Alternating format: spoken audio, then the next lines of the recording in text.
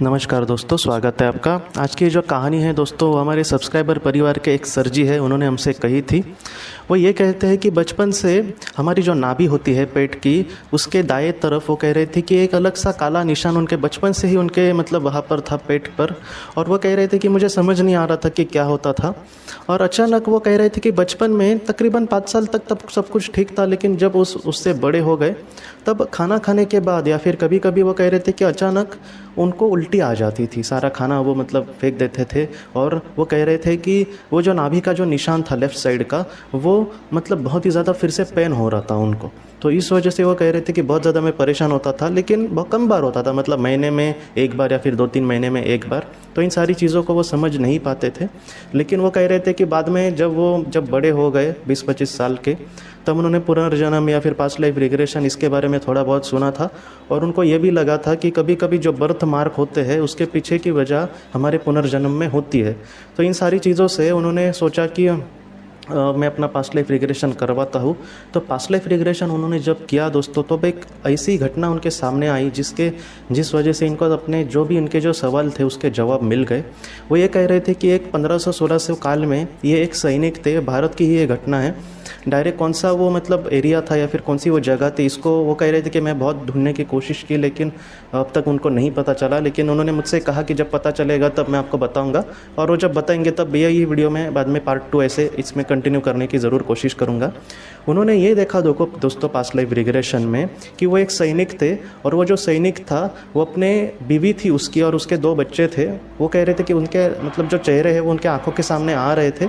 उनको ये भी पता है कि वो बीवी बच्चे शायद इस जन्म में भी उनके कोई हो सकते हैं, लेकिन वो कह रहे थे कि उनको ये नहीं पहचान पाई ठीक से कि इस जन्म में वो कौन है।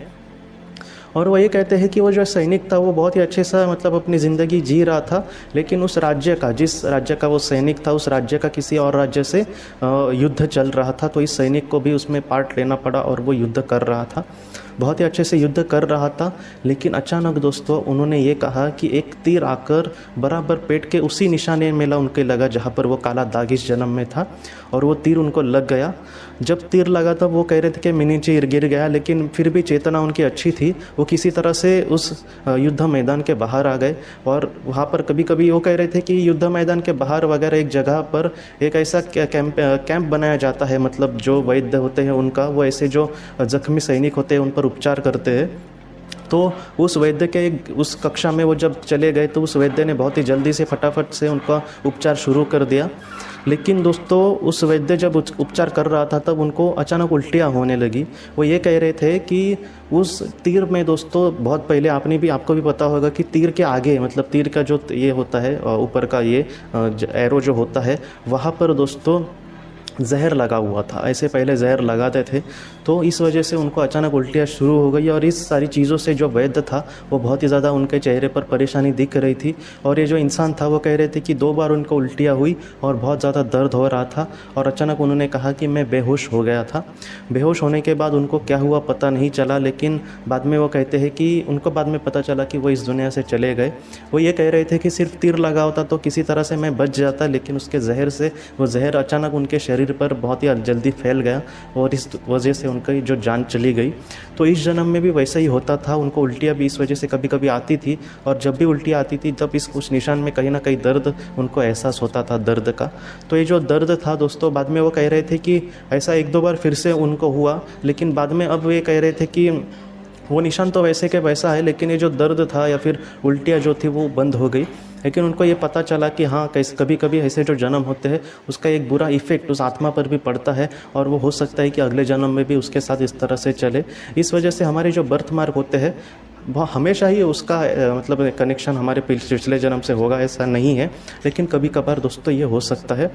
जो कहानी है वो हमें यही सिखाती है कि कभी कभी कुछ चीज़ें जो होती है वो आत्मा पूरी तरह से नए रूप से या फिर नए चीज़ों से जन्म नहीं लेती। हाँ, उसके कर्म बंधन तो वो फिर से आती है और हमारा प्रारब्ध भी उस तरह से बन जाता है, लेकिन ऐसी भी जो ऐसे फिजिकल जो चीज़ें होती है जो हमें दिख सकती है वो भी हमारे साथ कभी कभी पहले जन्म से इस जन्म में आ सकती है। दोस्तों आज के इस भाग को लेकर अगर आपके कोई भी सवाल हो तो आप ज़रूर पूछें, जितना हो सके मैं उसका आपको जवाब देने की कोशिश करूँगा। हम अपनी अगली वीडियो में मिलते हैं। आप अपने परिवार का ख्याल रखना। आपका बहुत बहुत धन्यवाद। ज़िंदगी की रोशनी ये एक कंसल्टेंसी है जो ऐसे लोगों को मदद करने की कोशिश करती है जिन्होंने किसी अपने को खोया है या फिर जो लोग अपने जीवन में बहुत ही ज़्यादा दुखी है।